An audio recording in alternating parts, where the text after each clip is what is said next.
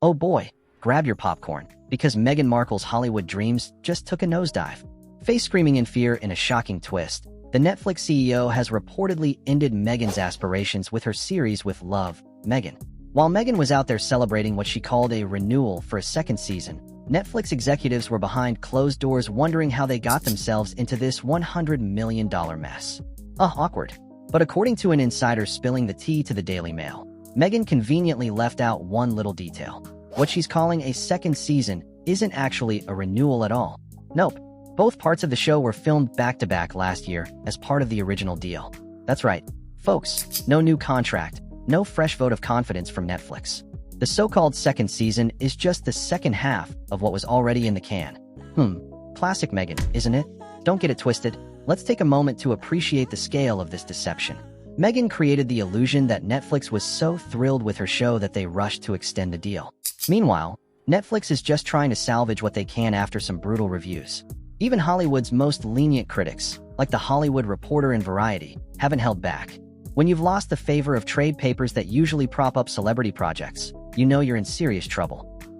And get this, Meghan's show dropped out of Netflix's global top 10 just 6 days after its release. Ouch. For comparison, when Catherine, Princess of Wales, appeared in her beautiful Christmas Carol service, it was watched by millions and praised for its warmth and authenticity. The contrast? Staggering. One royal brings people together, while the other is pushing overpriced jam and playing pretend in the Hollywood influencer space. Meghan. Yet speaking of playing pretend, let's dive into the ongoing Sussex surname saga. Lord Ivar Mountbatten, a cousin of the late Prince Philip, has publicly clarified that Meghan's actual family name is Mountbatten-Windsor, not Sussex. Shocker, right? Her kids, Archie and Lilibet, are legally Mountbatten-Windsor. This is basic royal protocol, something every legitimate royal understands. William and Catherine never signed themselves as the Cambridges or the Waleses. Those are informal references, not legal names. But of course, Meghan has to be different, creating her own rules that fly in the face of centuries of royal tradition. Can you say narcissistic tendencies? And this Netflix drama eerily mirrors Meghan's failed Spotify deal. Remember how her team tried to convince us that her podcast was beating Joe Rogan on the charts?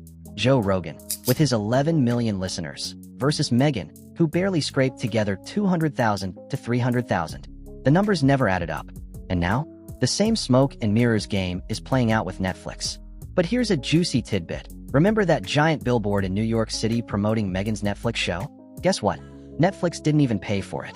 Meghan personally forked out a fortune for that billboard because Netflix refused to fund the promotion. If that doesn't scream red flag, I don't know what does. Also, sources also claim that Meghan is refusing to communicate with Netflix CEO Greg Peters because she believes he doesn't get her vision. Oh really, Meghan? Welcome to the club, Greg. No one seems to understand how someone with so many resources has squandered it all on a string of underwhelming, cringeworthy projects. Now let's compare Meghan's Hollywood hustle to the quiet, consistent work of the British royal family. King Charles champions environmental conservation, Princess and completes hundreds of engagements a year without fanfare, and William and Catherine focus on mental health and homelessness. They don't need PR gimmicks or fake renewals. Their actions speak for themselves. And Prince Harry? Once a beloved royal, he's now relegated to making blink-and-you'll-miss-it appearances in Meghan's vanity projects. What a fall from grace. Yet Meghan insists her brand is aspirational.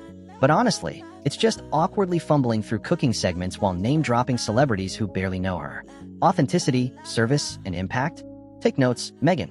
Queen Elizabeth was aspirational because of her duty and grace, while Catherine's genuine warmth makes her a role model. Even Gwyneth Paltrow, love her or hate her, owns who she is. Meghan? Still pretending. So, where do the Sussexes go from here? Their Netflix deal is floundering, their brand trademark filings are in jeopardy, and their second season isn't even real. Meanwhile, the working royals are simply getting on with their duties, representing the UK with dignity and purpose. It's just a tale of two worlds, one rooted in service and authenticity, the other in PR stunts and vanity projects. Will Meghan finally wake up and smell the coffee? Or will she continue to spin her web of deception? Stay tuned, because the drama is just getting started. But then, what do you think about this royal charade? Let us know your thoughts in the comments below, and don't forget to like and subscribe for more juicy updates. Thanks for tuning in, and stay fabulous. La la la la la la la.